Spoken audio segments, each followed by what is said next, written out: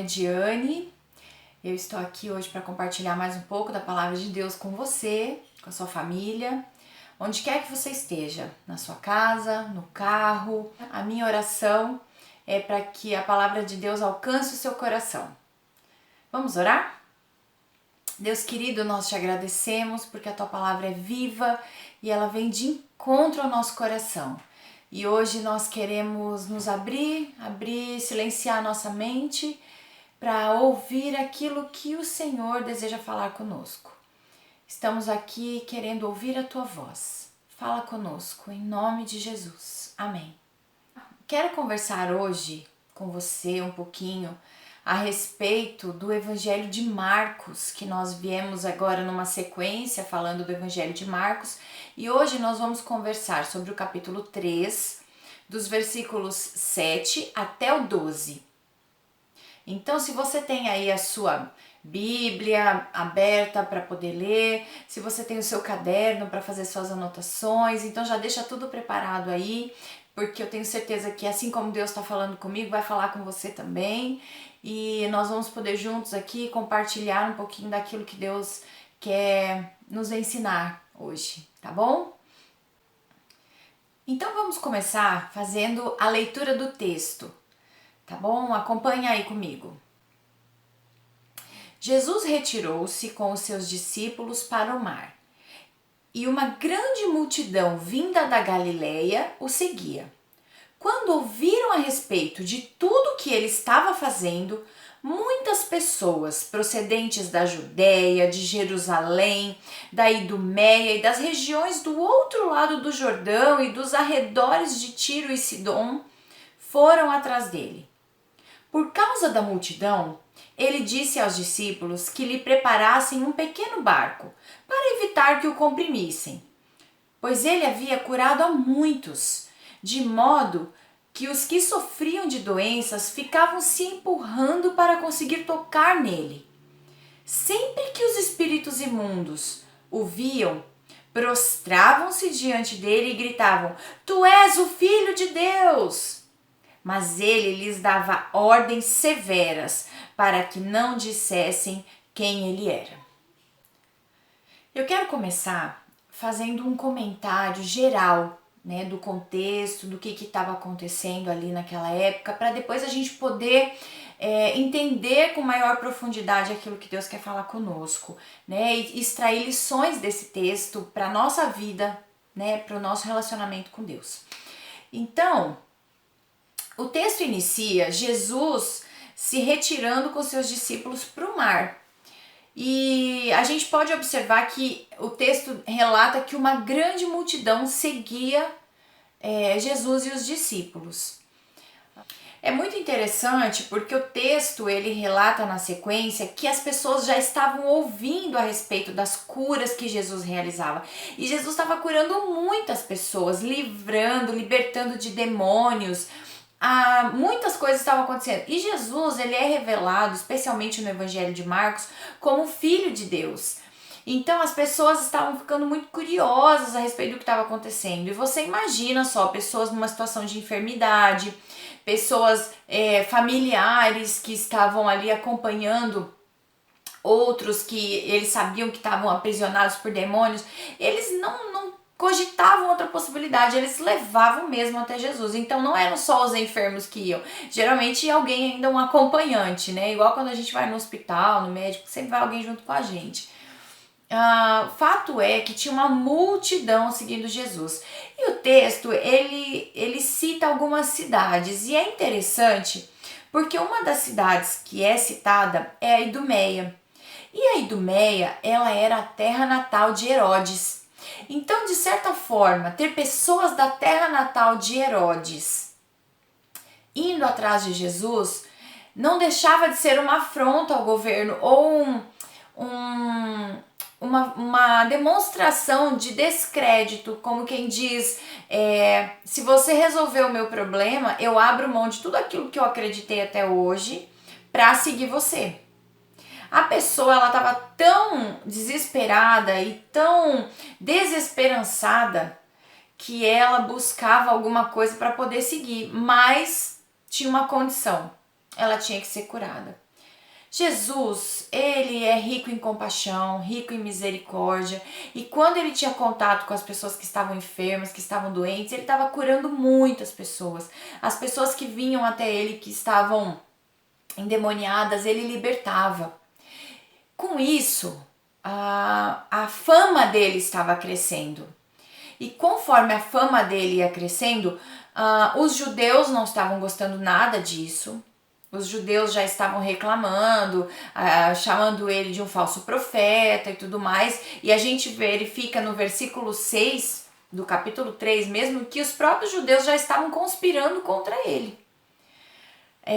E também o próprio governo estava começando a abrir os olhos, começando a perceber que tinha alguém se despontando como um líder no meio da multidão.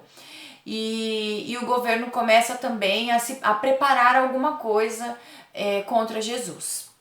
Eu me recordo uma vez que eu estava com a minha mãe estava fazendo tratamento contra o câncer e nós estávamos na sala de espera e era um ambiente onde todas as pessoas que estavam naquela ala para serem tratadas, elas estavam ali no setor de oncologia para fazer algum tipo de atendimento ou avaliação dentro da área oncológica. Todo mundo que estava ali tinha câncer, né? Assim, os pacientes. Porém, eles não eram os pacientes, eram os impacientes, porque estava todo mundo muito bravo, reclamando do atendimento que demorava muito e tudo mais. E uma hora uma pessoa se levantou e falou assim: mas eu preciso de atendimento preferencial porque eu estou com câncer. E foi muito interessante porque na verdade todos os pacientes que estavam ali tinham câncer. Mas algo que a gente percebe no meio disso é que quando nós estamos doentes, nós queremos ser atendidos rápido. A gente não tem paciência para esperar.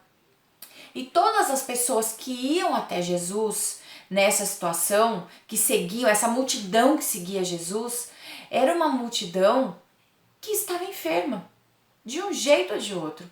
E eles queriam ser atendidos como aqueles pacientes impacientes que estavam lá na sala de espera, como muitos de nós já ficamos impacientes, esperando para fazer um exame ou para ser atendido pelo médico, às vezes está lá com dor, está sofrendo e quer logo receber uma resposta ou uma medicação que vai aliviar aquilo que a gente está vivendo naquele momento.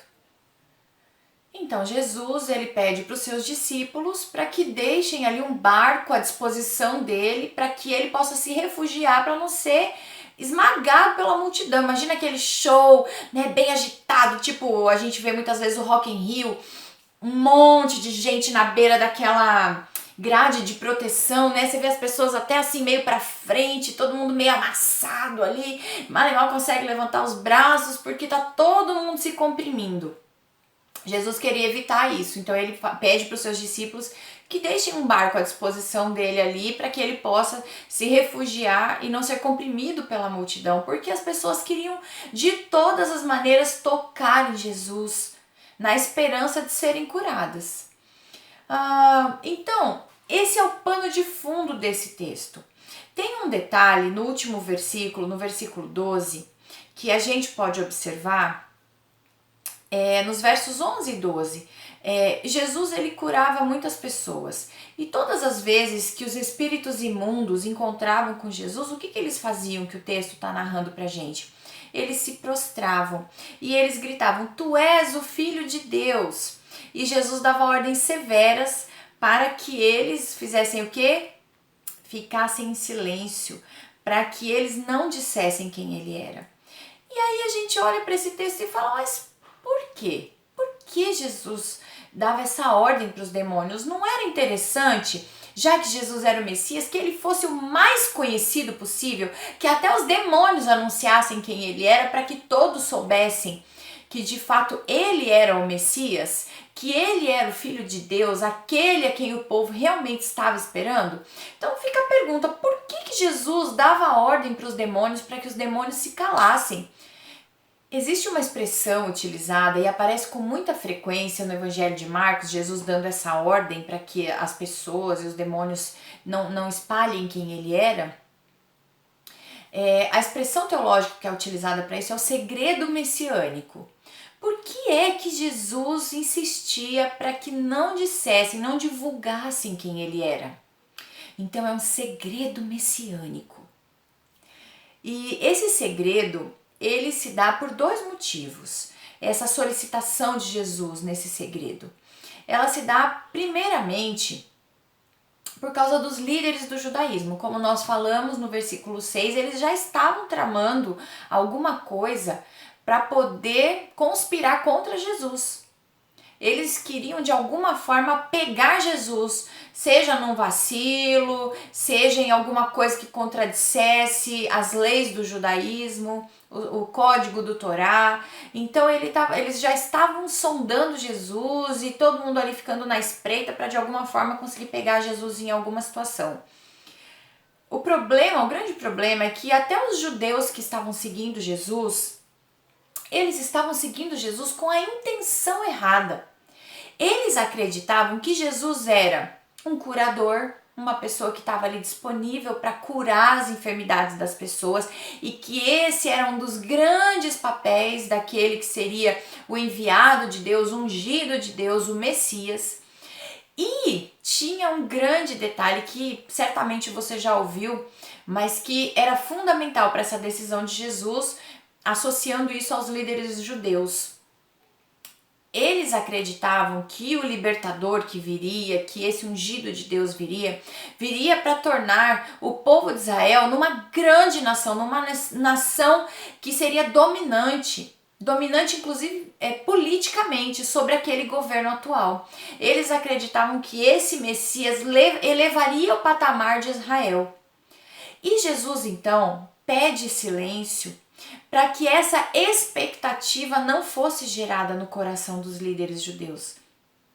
E aí tinha um outro grupo que seguia Jesus, que era a multidão. E eles olhavam para Jesus como o operador de milagres.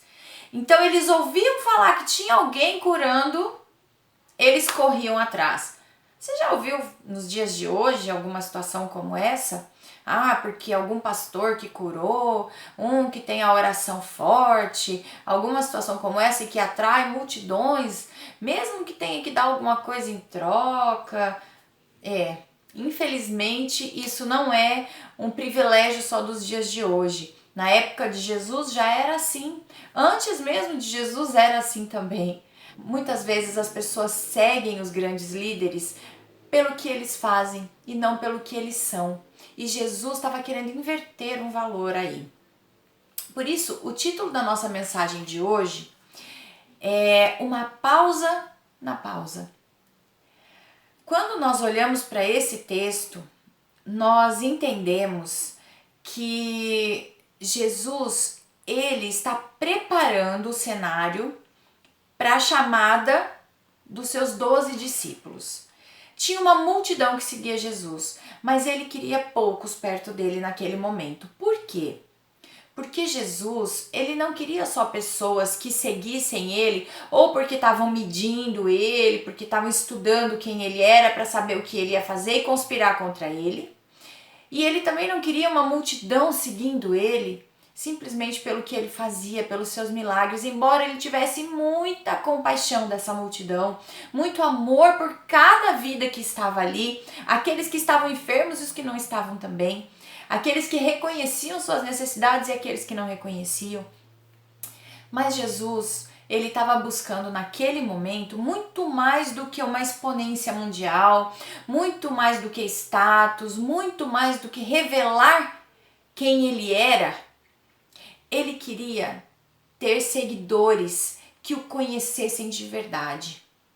Então ele queria um relacionamento profundo, ainda que isso custasse algumas privações para ele. Por isso, ele está preparando o ambiente para chamar 12 que iriam andar com ele, ver quem ele era, se sujar com a sujeira da poeira dos seus passos. Esse era o objetivo, era ter pessoas muito próximas dele.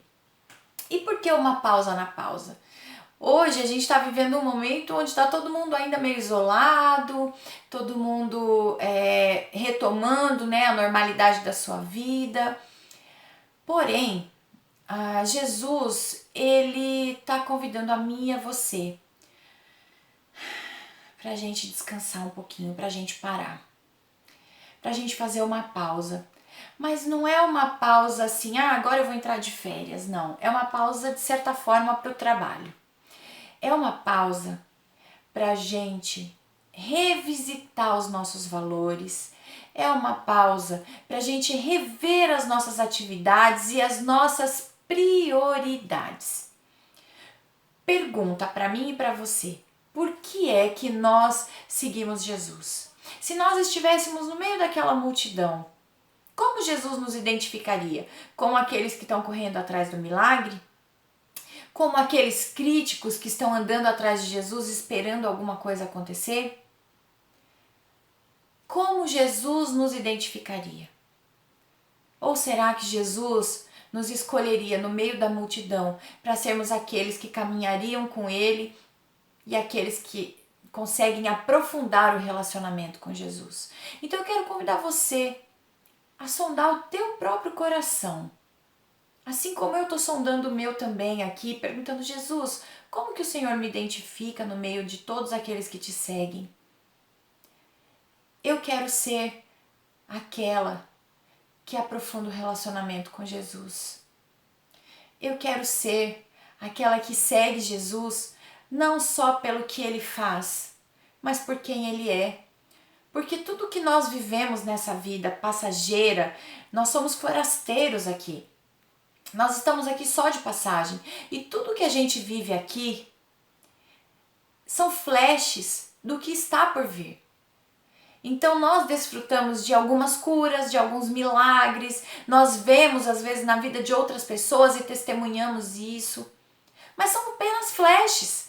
Nós ainda viveremos plenamente tudo aquilo que Deus pode nos ofertar. Mas a pergunta é: nós só seguimos a Jesus se Ele satisfizer as nossas vontades e os nossos desejos? Se Ele nos curar? Se nós vivemos uma vida boa? Se nós tivermos uma vida plena? Ou nós vamos seguir a Jesus e viver com Ele buscando um relacionamento verdadeiro? Seja honesto com você e sincero. Olhe para dentro do seu coração e me diga se você realmente está disposto ou disposta a abrir mão da sua própria vida para seguir a Jesus. No próximo capítulo, nós vamos ver Jesus chamando 12 para andar com Ele. Jesus chamaria você para andar com Ele? Você seria um desses escolhidos? Se a sua resposta for não, então para tudo. Revisita suas prioridades, revisita aquilo que está no seu coração. Isso serve para criança, isso serve para você, jovem. Como você tem vivido os seus dias, isso serve para você, adulto, que está em uma fase cheia de responsabilidades, que tem que manter a sua casa, que tem que cuidar dos seus filhos, tem que dar o bom e o melhor para eles. Será que tudo depende só de você realmente? Será que depende só do seu trabalho? E isso serve para você também, que já está aí desfrutando da sua aposentadoria, que está caminhando da metade para o final da sua vida. Pensa bem, a palavra de Deus diz: viva bem os dias da sua juventude, para que quando chegarem os dias maus, aquele dia que tudo dói, aquele dia que parece que nada tá bom, quando chegarem os dias finais da nossa vida, que são realmente mais difíceis em todos os aspectos, nos aspectos de despedidas, nos aspectos de saúde, quando chegarem esses dias, você não tenha o desprazer de olhar para os seus dias e dizer: olha, não tem nada de bom aqui nesse dia. Agora, se você está conhecendo a Deus agora, então ainda há uma oportunidade de você mudar esse cenário na sua vida. Aprofunde o seu relacionamento com Deus, porque Deus, Ele quer se relacionar comigo e com você, independente do que Ele faz, mas especialmente por quem Ele é. Sabe por quê? Porque o principal, o que realmente precisava ser feito, já foi lá na cruz, na Santa Cruz do Calvário. Jesus Cristo pagou pelo meu pecado e pelo seu pecado. Jesus Cristo pagou e sobre ele foi lançada a nossa dívida. Ele nos pagou uma dívida por amor. O castigo que nos traz a paz estava sobre ele. Você pode ter paz.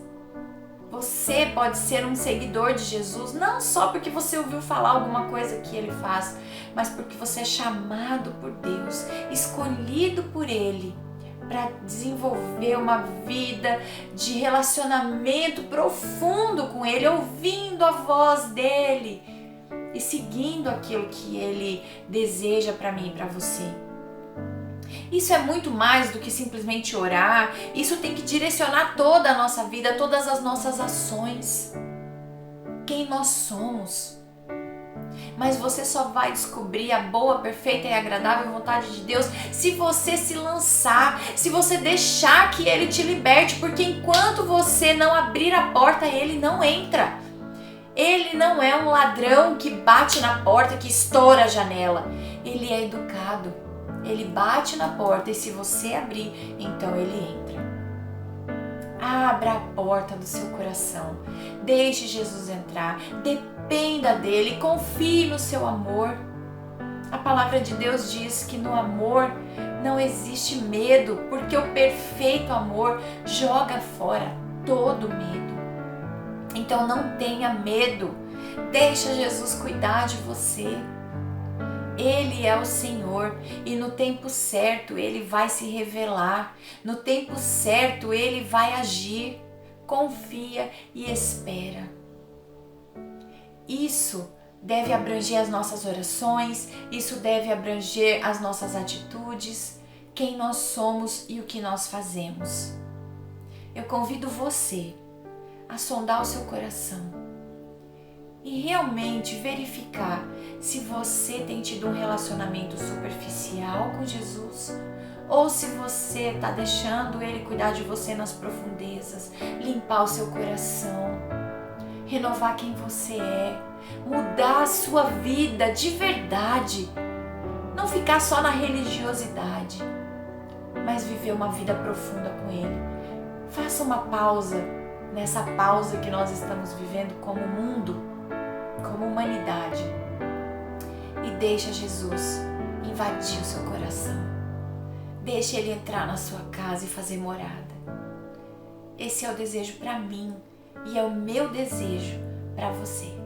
Que Deus abençoe a sua vida e que nós possamos todos juntos orar, nos entregar diante do Senhor e depender dEle, porque nas mãos dele está todo o poder e toda a autoridade e não há nenhum nome dado entre os homens pelo qual importa que nós sejamos salvos. Que Deus te abençoe, em nome de Jesus.